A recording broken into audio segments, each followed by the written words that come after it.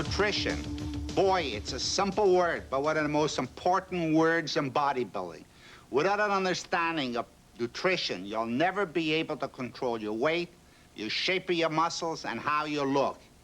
So pay careful attention to what the bodybuilders tell you. Listen carefully to what the champions tell you, because without that knowledge, you'll never look your best.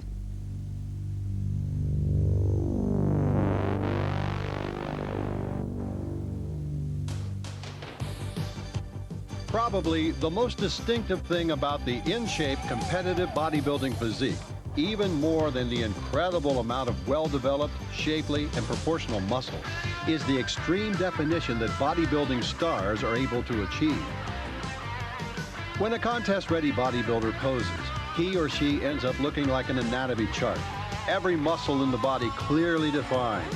You see striations in places you didn't even know people had muscles. If you're not used to seeing physiques in this kind of shape, the result can be pretty shocking.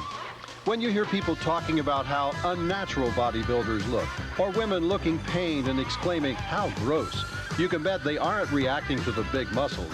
It's all that ripped to shreds definition. However, most people don't realize that this isn't a normal condition for most bodybuilders. They don't look like this most of the time. Instead, this in-shape condition is something that's very difficult to achieve, a result of intense training and the most rigorous program of dieting imaginable, aimed at creating a physique that combines the maximum amount of muscle mass and the minimum amount of body fat at the same time. To achieve this, bodybuilders have had to learn more about dieting for fat loss than almost anyone else in the world. In fact, bodybuilders are the most successful dieters on the face of the planet. Most diets don't work for most people, but bodybuilders are virtually 100% successful in their diets, judged by any normal standard. They're not only able to lose the amount of fat they need to lose, but they do this on a very strict and predictable timetable, so that they end up totally ripped and in incredibly defined condition just in time for the contest.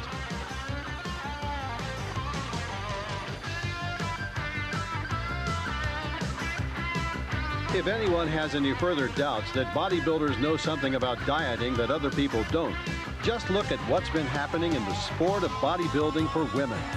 Most women struggle to get down below 30% relative body fat, but women physique competitors regularly achieve such extreme states of lean muscularity that it's clear we're going to have to re-examine our assumptions about the physical potential of the human female. Women, it now seems, are capable of getting a lot stronger, leaner, and more muscular than we've ever given them credit for. Your training, you can learn how to do in a few years, no problem, figure that out. But the diet, you know, everyone's an individual and has a different body and will respond differently to different foods. So it's really important that you spend time with your diet and taking notes on everything. It doesn't take a special diet to gain muscle. Just train hard and eat right. The trick is gaining muscle and losing body fat at the same time.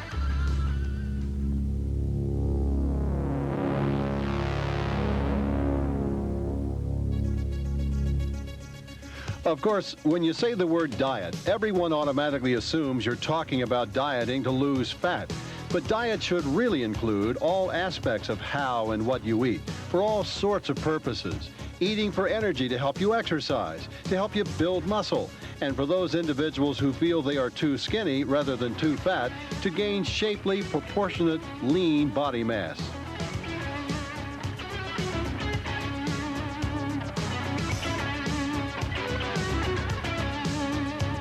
For example, bodybuilders don't only have to lower their body fat, they have to build the kind of quality muscle that results in a competitive physique.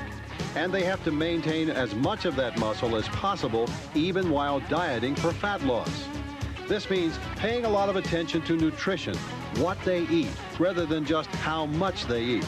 So a complete program of bodybuilding diet has to take all of these different factors into consideration in order to be successful.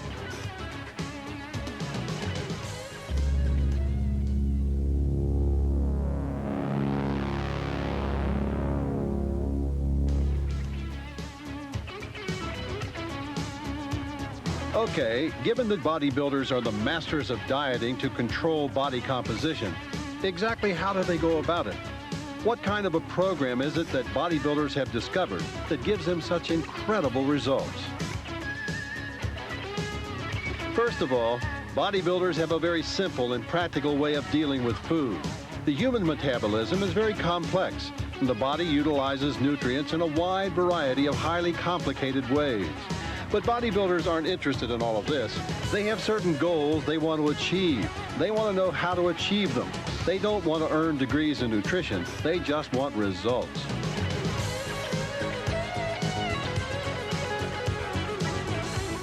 With this in mind, bodybuilders have gotten great results treating food in the following oversimplified but very practical way. Protein provides the raw material for muscle building. Fat has too much concentrated food energy and needs to be minimized. Carbohydrate is fuel. I always keep the fat intake extremely low, probably below 5% coming into a competition. In the off-season, sometimes as high as 10%. And then about 60% carbohydrate year-round and the balance in protein. I'd say my protein percent in the off-season, say 10% fat, proteins around 40, and then 30 would be my carbs. You have to always think that way. What can that food do for me? Protein gives me muscle, and carbohydrates gives me energy. Pasta gives you energy, it's good for training. A typical bodybuilder's diet is a diet consisting of high protein, low fat. You know, they're looking for actually no fat and high protein. With, you know, it's a lot of egg whites, it's a lot of chicken breast, very lean steak occasionally. Some guys don't have it. Some good fish, you know, generally some white flesh fish such as fillet of sole or orange roughy is they choose to be one of their favorite fishes. And they're looking, you know, for vegetables for their vitamins, but, you know, everything's steamed or cooked with absolutely no butter or no oil.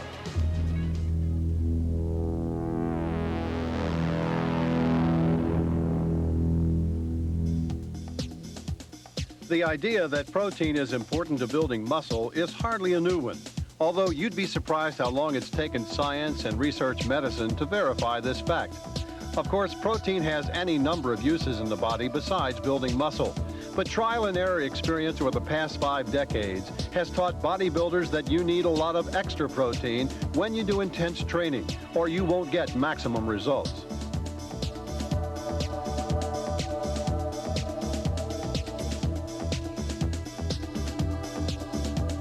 Actually, it isn't just bodybuilders and other athletes for whom strength and muscle mass are important who need this extra protein. Nowadays, it's been shown that almost all kinds of intense physical effort increase the body's requirement for protein. So you're just as likely to see a marathon runner or a tennis player taking a protein supplement as a bodybuilder. So how much protein do you need? Individual requirements may vary, but here's a rule of thumb.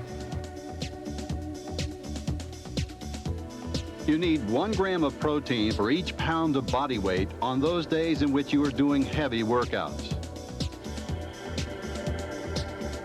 And you need 1 gram of protein for every kilogram, that's 2.2 pounds of body weight, on days when you aren't exercising or aren't exercising intensely. There you go. Thanks, man. This need for protein, by the way, has nothing to do with whether or not you're trying to lose body fat. In the process of losing body fat, you're going to lose muscle tissue. So you should always keep your protein intake high to help rebuild the intracellular muscle cells within the body. The key with you or with anybody to grow and get big and stay there is to continuously have protein in the body. In other words, you cannot eat too much protein at one time and go too many hours with nothing. The protein takes 2 to 4 hours to digest. Then it's stored in the muscles as glycogen. If you now don't eat for 8 hours, it was 4 hours bringing the glycogen into the muscle, and the next 4 hours taking it away. So the muscle is not stable. So if you eat again, then you prevent the depletion. Typical proteins that bodybuilders eat are egg whites, steak, chicken breast, fish, cooked without any fat or oil. The body can only utilize 50 to 70 grams of protein per time, and no more. That means if you eat one steak that's 50, 60 grams of protein, is better than eating 2 steaks, which is 120 grams. Because the body will take the extra protein and store it as fat.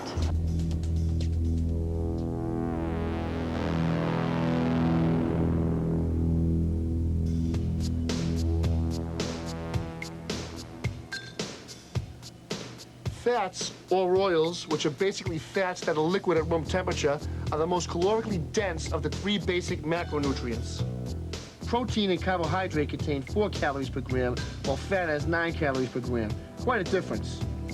The human body needs some intake of fat in the diet in order to survive and prosper, but most of us get far more than we need.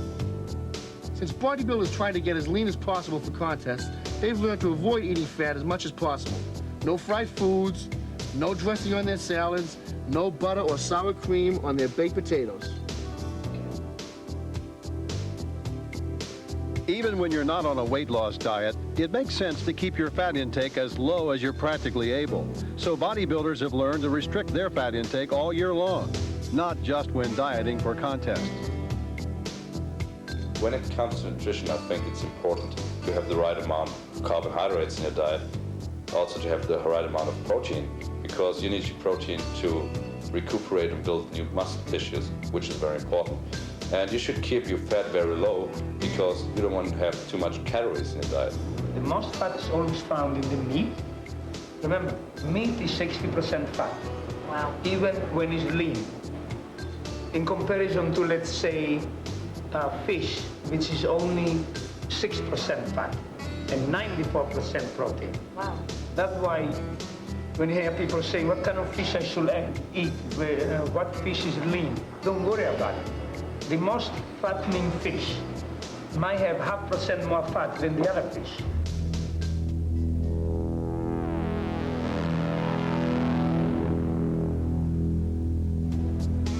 The third food element is carbohydrate. Carbohydrates in its simplest form is sugar. It comes in complex forms such as starches found in potatoes or rice, or in simple forms such as fructose that gives fruit its sweet taste. Again, the body has many uses for carbohydrate, and carbohydrate foods contain all sorts of different nutritional elements. But as far as bodybuilders are concerned, carbs are just energy. We've discussed the fact that your protein intake is fairly well fixed all the time, depending on whether or not you're working out, not whether you're dieting for weight loss. And you should be eating low fat as much as possible. So it stands to reason that if you want to reduce your caloric intake in order to lose body fat, your only recourse is to eat less carbohydrate. I prefer the complex carbohydrates for bodybuilders, the long-lasting, the long-acting, rather than the simple sugar-type carbohydrates like simple fruits and so on. If you have fruit, you can eat it right before the training because that is a quick carbohydrate. If you want to train for more hours, then you need carbohydrate that came from like pasta. That's a long-term carbohydrate. You can classify them in 2 types for us, for bodybuilding. Carbohydrates are whole wheat flour. They like pasta, rice, potatoes.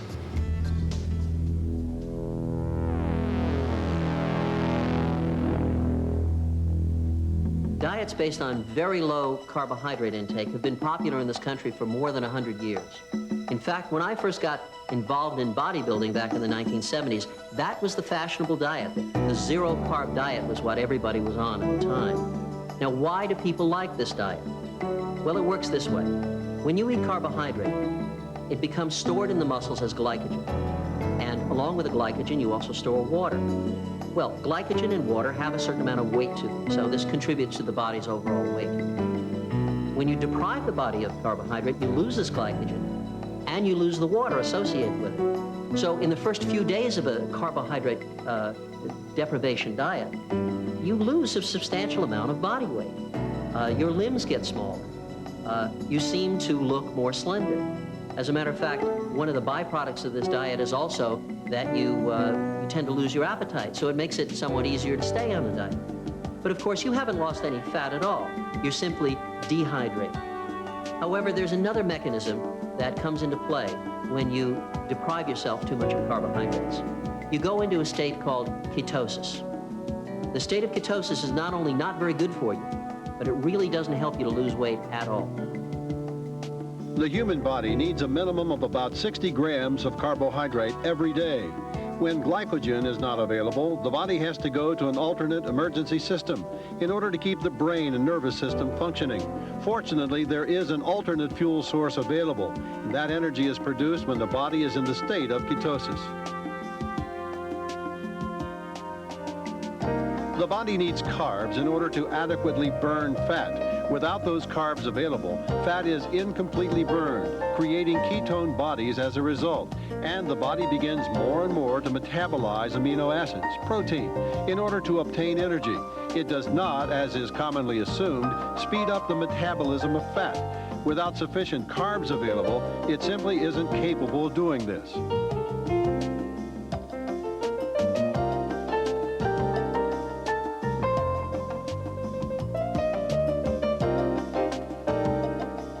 Your appetite does tend to diminish when you're in a state of ketosis, but that's about the only real benefit. Since you can't burn fat efficiently without enough carbohydrate in your diet, this approach doesn't make for a very effective fat loss diet. And you begin to burn up your own lean body tissue at an increasing rate, which not only means you're cannibalizing your own muscles, but other protein structures as well. Heart muscle, to use one scary example. You also end up with severely reduced energy for your workouts. The body will function on ketone bodies, but it doesn't function nearly as well as it does when it has carbohydrate energy available. Not only that, but your entire nervous system tends to shut down. You get irritable, you experience sleeplessness. In fact, you can get downright stupid. Your mind just doesn't work very well when all it has to fuel it is ketone bodies. So it's obvious that the ketosis diet is not a good one. You lose water and not fat. And then you put yourself in a situation in which it's easy for you to lose muscle, but difficult for you to lose fat. That's not a good idea for anyone. But for a bodybuilder who's trying to build maximum amount of muscle mass, it's simply a disaster. However, as we've seen, the only way to lose fat while maintaining maximum muscle mass is by reducing your intake of carbohydrate. Therefore, it follows that knowing exactly how low you can go in dropping your carbs as part of a fat reduction diet is a very important element to achieving your goals. So how do you know how far you can go without going into carbohydrate deprivation? Actually, this is easy. There's a test that will tell you, and anyone can do it at home. You can buy a product called Keto Sticks in almost any drugstore. These are test strips that you dip in your urine and which turn from pink to deep purple when ketone bodies are detected. Ketosis dieters use these test sticks to make sure they're in ketosis. But with the Weider system diet, you should use these test strips to make sure you aren't in ketosis. And if you aren't in ketosis, you haven't overly restricted your carbohydrate intake. The rule is this: you can cut back on your carbohydrate as far as you want, as long as you don't go into ketosis. If you do go into ketosis, even just a little bit, you have to immediately increase your carbohydrate intake in order to give your body the carbs it needs to supply energy for exercise and to allow you to burn fat efficiently. Ketosis is the bottom line. You can't restrict your diet any further than this and expect to burn fat well and protect your lean body mass, which are two major goals of the bodybuilding diet. If this isn't enough, if you need to lose weight faster than this diet will allow you to, further restriction of your diet isn't the answer. You have to attack the problem from the other end by burning up more calories through exercise. Carbohydrate deprivation is a mistake. Without carbohydrates, you have no energy for training. Carbohydrates are also muscle sparing, and without carbohydrates, you won't burn fat properly. The biggest problem is when you train and when you prepare for competition to train and everything, if you don't eat carbohydrate and you go really on low carbohydrate, the body tries to make protein, converting it into energy, and it's something that's very hard to do. protein doesn't give energy. The body has to convert it, or you eat protein. If it doesn't, you go there to the gym and you have no energy. And that is how slowly the body is incapable of making energy from protein. And that's how people go in ketosis, and the energy goes down to zero, and finally like getting dizzy and collapsing. I myself experienced that training for the 1991 Mr. Olympia. It was my first Olympia, and I wanted to try to look as good as possible, and I cut my carbohydrates down too low. And on 2 occasions I passed out just from not having enough carbohydrates just to power my legs. You know, my body just shut down. And I was off for 5 or 6 seconds both times. And through experience, I know never to go that low again. So with carbohydrates, you want to experiment and gradually come down. And if you ever feel yourself getting to a point where you're dizzy, you break out into a very cold sweat, you're seeing blurred vision, then you know you're going too low. You know, then you're depriving the body of too many carbs. Up your carbohydrates a little bit and just stay safe.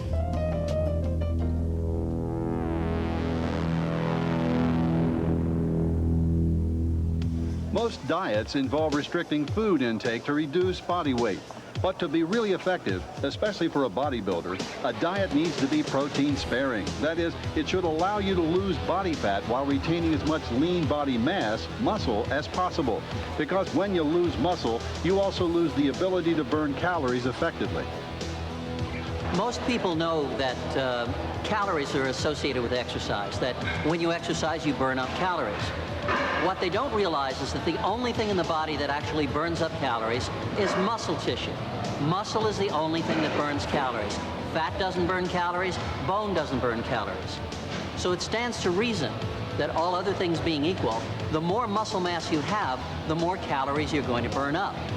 Well, you see this with some of the larger bodybuilders. Some of the guys are like 250 pounds in contest shape, and they have enormous amounts of muscle mass. So for them, a diet is perhaps 4,000 or 5,000 calories a day. And they may eat as much as 7,000, 8,000, 9,000 calories a day when they're not dieting in order to maintain their muscle mass. Well, this is very, very unusual. Most bodybuilders, of course, are not that big. Most are 200 pounds or 210 pounds. And these people need to diet on much smaller amounts of calories because the muscle mass that they have simply doesn't burn up any more calories than this during the day. When you get the smaller bodybuilders, the amateurs, when you get some of the women who may only be 150, 140 pounds, this can really be a problem because a diet for them may be as little as 1,200, 1,400, 1,500 calories a day. It's very difficult to get all the protein you need and to get all the nutrients you need in your diet and eat that little every day. So their job is then to try and work out a diet that allows them to eat as little as possible and yet still maintain their muscle mass and maintain their nutrition. But basically, the bigger the muscles that you're able to create when you're training, and this goes for anybody, not just a bodybuilder, the more calories you're going to burn up, and therefore the more you're going to be able to eat without getting fat. And of course, that's a big advantage in that the more you can eat when you're training, the better you're going to feel, the more energy you're going to have, and the less difficult you're going to find dieting to be.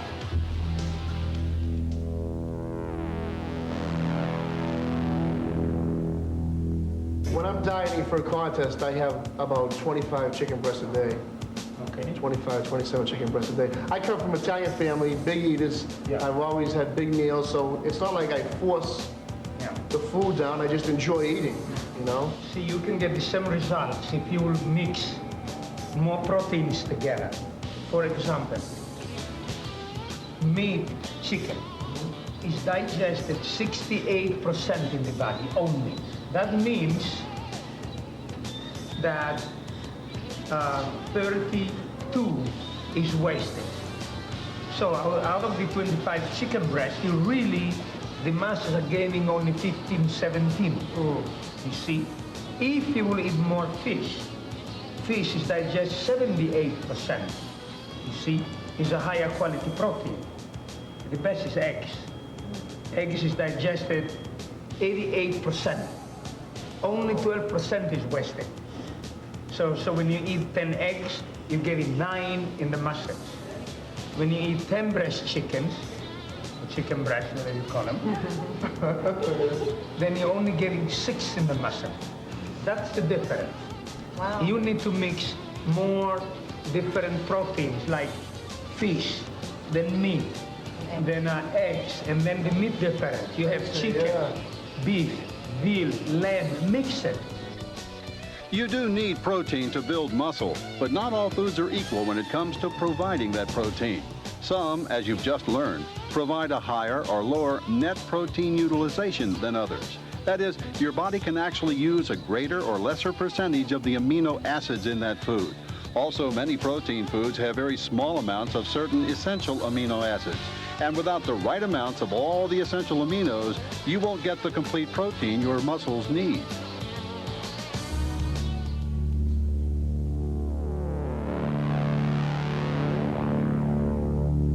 Another factor which has a lot of influence on how many calories you burn is metabolic rate. Now, we all are born with a certain genetic predisposition to metabolic rate, which is simply just a measure of how many calories you burn up over a period of time. Everyone has a natural basal metabolic rate. Some people have much faster, some people much slower basal metabolic rate. For example, we've all met people who could eat and eat and eat and never gain a pound, while somebody else just has to look at food and they'll get fat. Well, these are examples of somebody with a very fast metabolic rate and someone with a very slow metabolic rate. Most of us are somewhere in the middle. And for us, what we need to do is try and increase our metabolic rate if we want to stay very, very lean while eating enough to build our bodies and to stay fit and strong. So there are 2 ways, basic ways, that you can speed up your metabolic rate. One is by exercise. When you work out, your resting metabolic rate goes up. That is the measure of how many calories you're burning at any given time.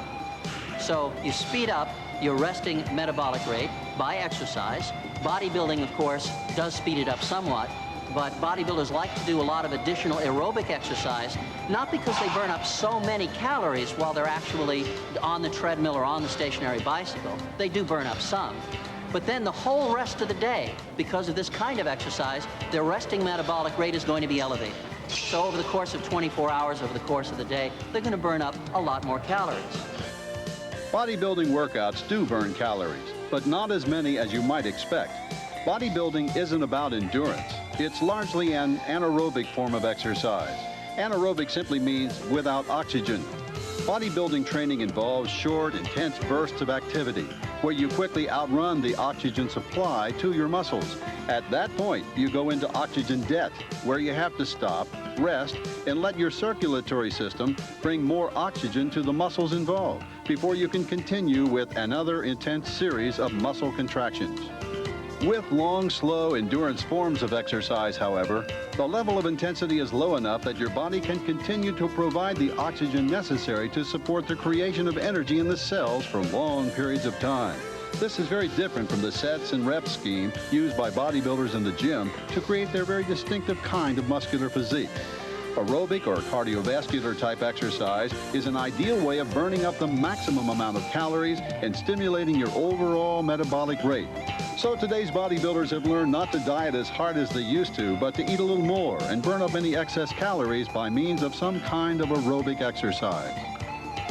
Competitive bodybuilders can't afford to get up on stage nowadays looking as drawn, depleted, and emaciated as too many would-be champions have allowed themselves to be over the years. After all, what's the use of building a quality physique with years of hard, strict, and disciplined training only to diet away all your gains in an 8 or 10 week period preceding a contest?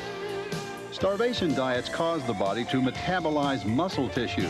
And when you lose muscle, you also lose the ability to burn calories, a particularly vicious circle for a serious bodybuilding competitor or for anyone trying to create a lean, muscular physique.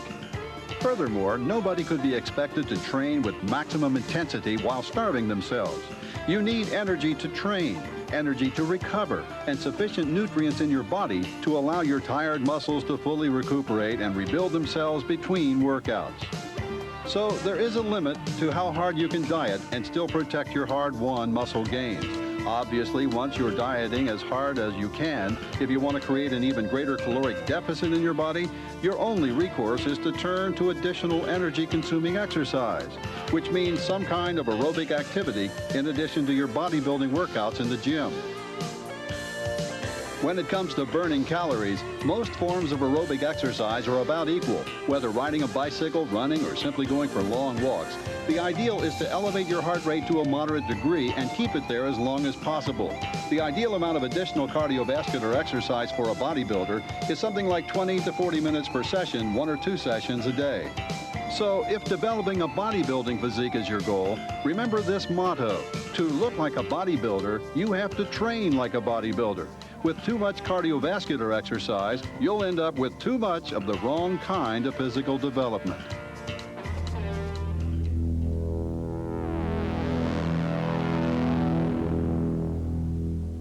The other thing which influences your metabolic rate is eating food.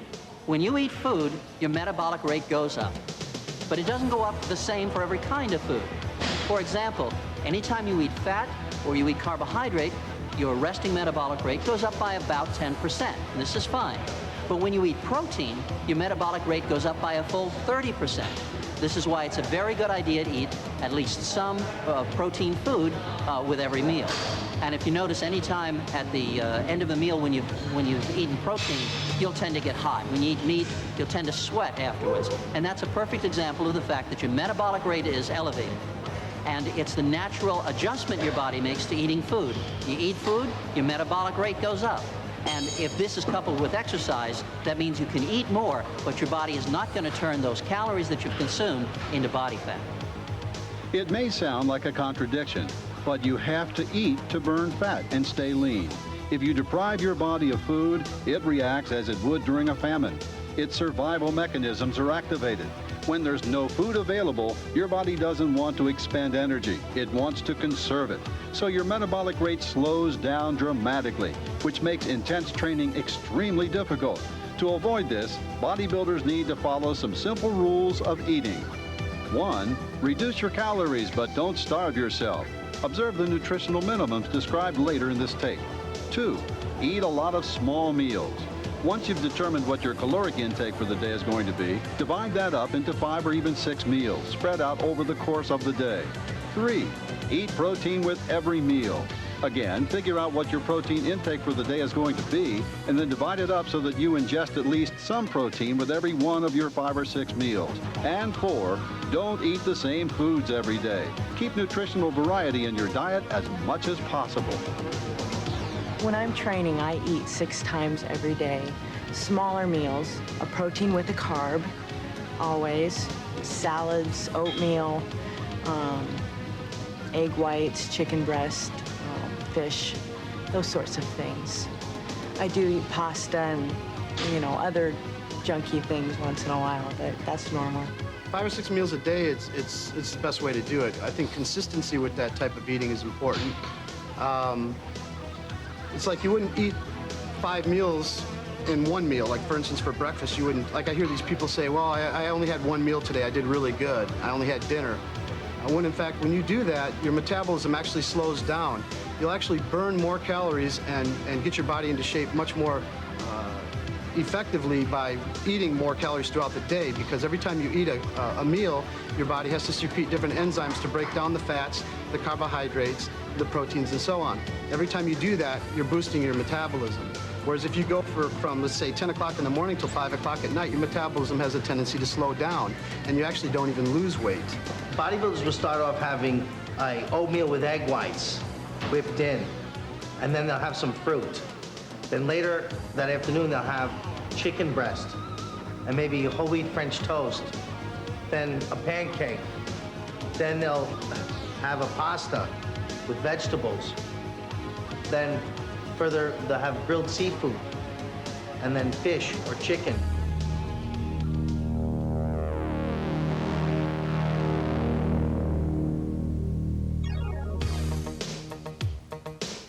One of the worst mistakes some bodybuilders make nowadays is overtraining. As they get close to a contest, many physique competitors begin training 5 or 6 days a week, twice a day. and often with 2 intense cardiovascular workouts added to their bodybuilding training. When you're on a schedule like this, it's very difficult to stay anabolic. That is, in a state in which the body continues to build and maintain dense, hard, lean body mass. Overtraining quickly leads to becoming catabolic, where your body metabolizes and cannibalizes your own muscle tissue. The same thing happens when you go into ketosis, or when you don't ingest enough quality protein to support your muscle-building workouts.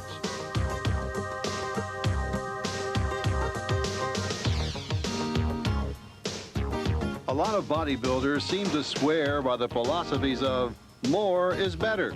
Nothing succeeds like excess, or too much is never enough. But developing a bodybuilding physique, whether you're planning on serious competition or just trying to get into the best shape possible, involves a combination of intense effort and judicious restraint. Train hard, eat well, get plenty of rest. A balanced and reasonable approach to getting the most out of your body.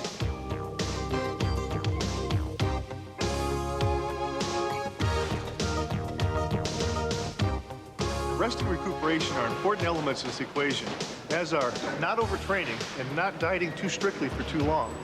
But along with diet, there's another element of eating that's very important: what you eat. In other words, nutrition.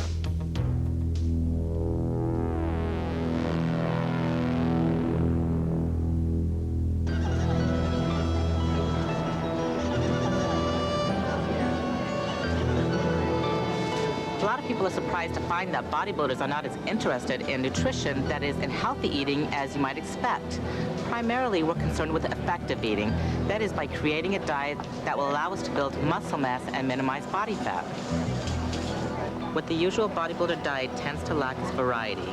They tend to eat the same sorts of things day after day: chicken, egg whites, fish, plain baked potatoes and rice, and some vegetables and salads.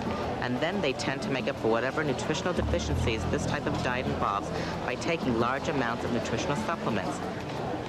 However, a lot of bodybuilders nowadays are coming to realize that one way to increase the effectiveness of their diet is to think in terms of nutritional quality, in addition to simply paying attention to how much protein, carbohydrate, and fat they've included in their daily diet regimens.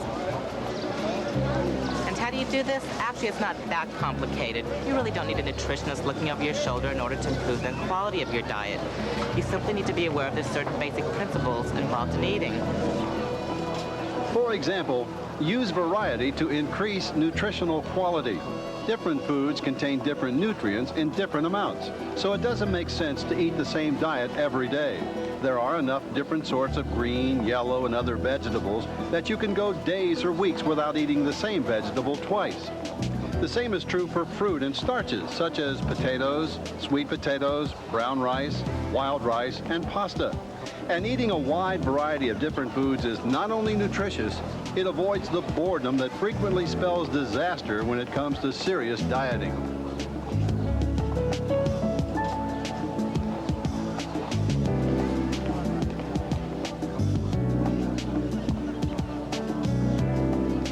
Eat the highest quality food you can find. All things being equal, fresh is better than frozen. Frozen superior to canned. Processing tends to diminish the nutritional quality of food.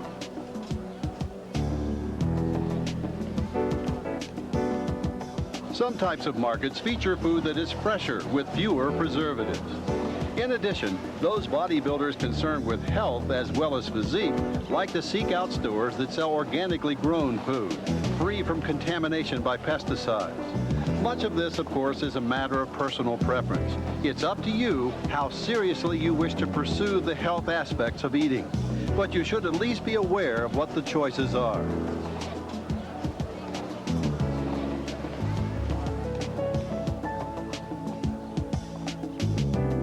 And finally, don't destroy nutrition through preparation. In general, broiling meat or steaming vegetables preserves nutritional value better than frying or boiling. Frying tends to add fat, and when you boil food, much of the nutritional value is lost to the water. Microwaving is another good way to cook food without destroying nutrients. If you're into cooking and want to know more about how best to prepare food, there are shelves full of books on the subject in any good health food store.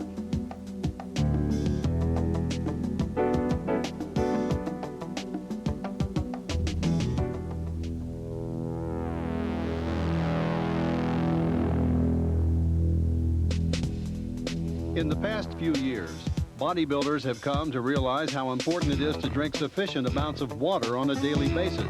Water continuously moistens our lungs. It helps us to maintain our internal temperature. Water lubricates our joints. Muscles are about 75% water. Blood is close to 90% water. Without sufficient intake of water, you become dehydrated.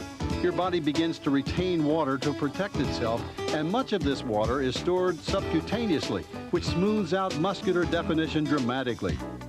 Retained water becomes contaminated because your kidneys can't filter out contaminants properly when you're dehydrated. The liver is then called upon to help process these waste products, which interferes with one of its main functions, breaking down body fat. So without sufficient water in your body, you're liable to end up waterlogged, bloated, and obese, which is disastrous for a bodybuilder working for maximum definition. This also leads to problems with sodium. When you're dehydrated, sodium can't be adequately flushed from the body, causing further water retention, and any additional sodium ingested in your diet simply aggravates the problem. For anyone involved in intense exercise, the need for water is at least 8 12-ounce glasses per day. Some bodybuilders drink even more than this, and water in solution doesn't count. You need pure water, not juice, soft drinks, coffee, tea, or some other substitute. The reason why I, drink water quite a bit during my workouts, you sweat a lot, so you lose a lot of the nutrients and stuff like that just to pretty much replenish the body and keep the muscles full. So I usually go through like anywhere from a gallon and a half of water a day. When the body knows that it's getting water, it's going to let it go. When you don't give it water, it's going to hold on to it. I try to drink up to 3 gallons a day, so I spend a lot of time in the restroom. But water is a good pacifier when you're trying to suppress your appetite, and it's a very good cleanser to keep your skin clean. And also when you're training twice a day and laying in the sun in suntan beds, you're losing a lot of water, and the muscle needs water, and the system needs water to regulate the temperature throughout your system.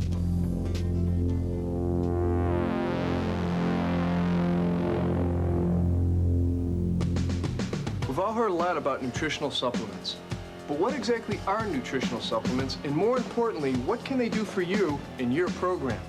Food scientists today have developed a vast array of nutritional supplements, ranging from anything from chewable vitamins to multi-mineral formulas, all the way to advanced formulas of amino acids, protein powders, carbohydrate drinks, and other nutrients.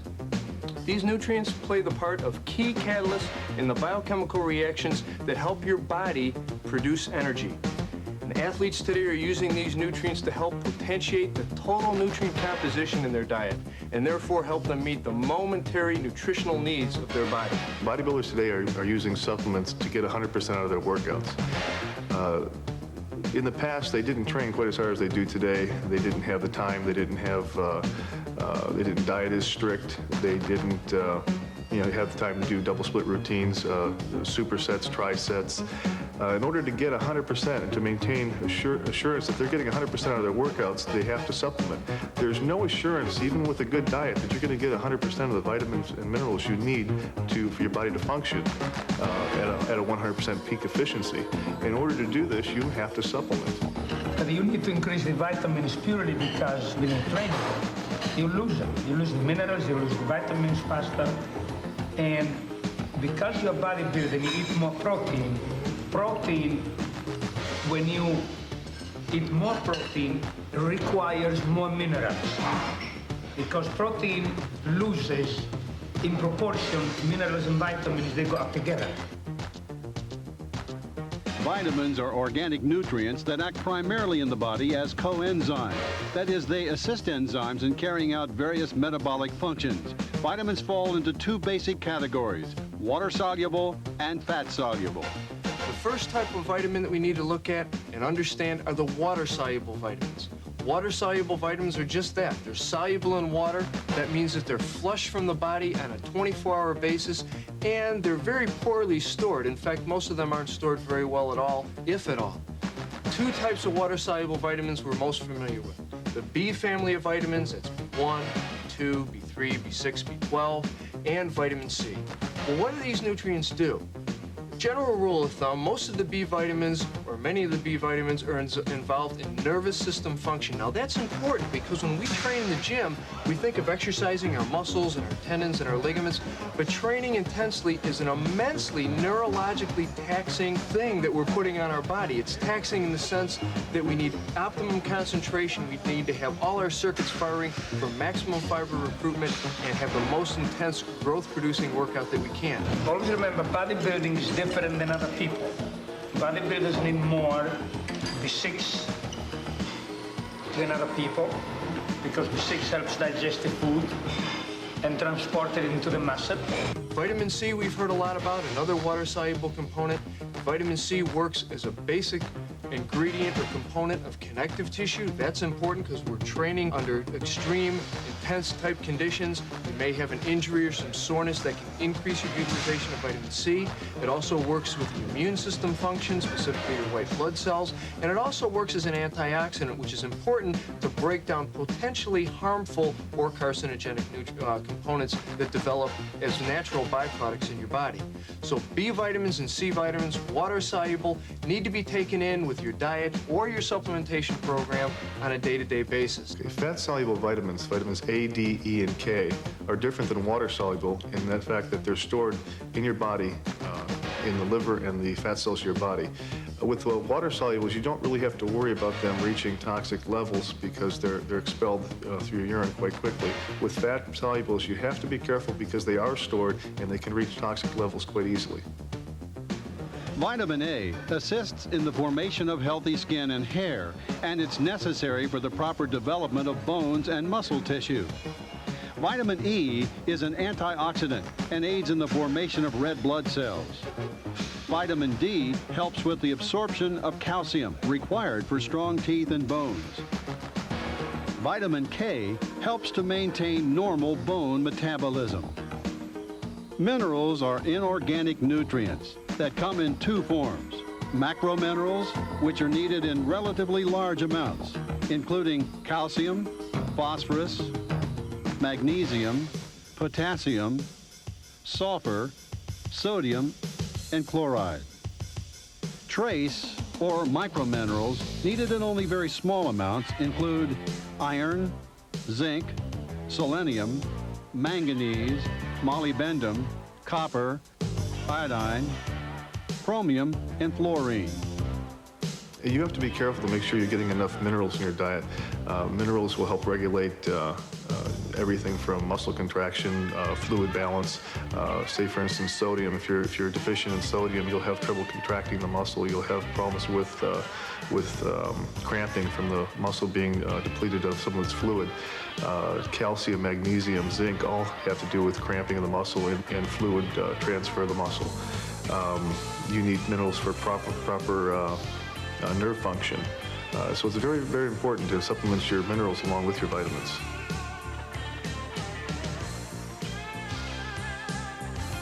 Protein powders offer you a cost-efficient, calorically efficient way to increase the total protein intake of your diet. And we know that protein, outside of water, is the most abundant element in our body. And it's important to have adequate protein to support muscle growth and tissue recuperation. Protein powders are convenient, they mix well, and they're usually very easy for the body to digest and absorb. They can act as a substitute in a meal, for instance.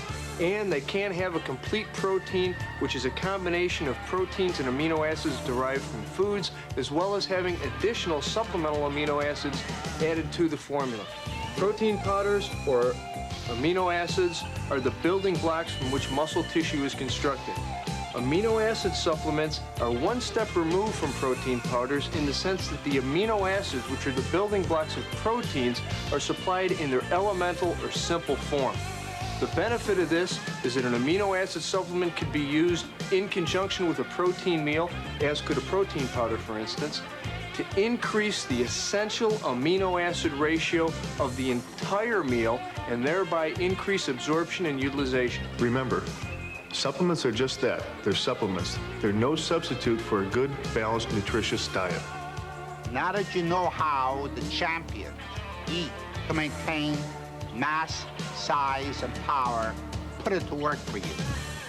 In the next lesson, you're going to learn all about the WIDA principles. the principles that revolutionized bodybuilding and brought it into the modern age. You will know exactly every single technique that Arnold Schwarzenegger, Lou Ferrigno, all the greats have used to develop their body. To get the real fine cuts they have today, you have to go into a much stricter diet than we did. I think that if the nutrition is not proper, you can train as hard as you want, your training can be perfect, your recuperation can be perfect, but you'll go nowhere. I think that nutrition is the most important thing about bodybuilding. Bodybuilders have to stay on a diet all the time, throughout the year. You might be able to build a big body without the right nutrition, but you never will be able to build a body like a champion bodybuilder without watching the nutrition.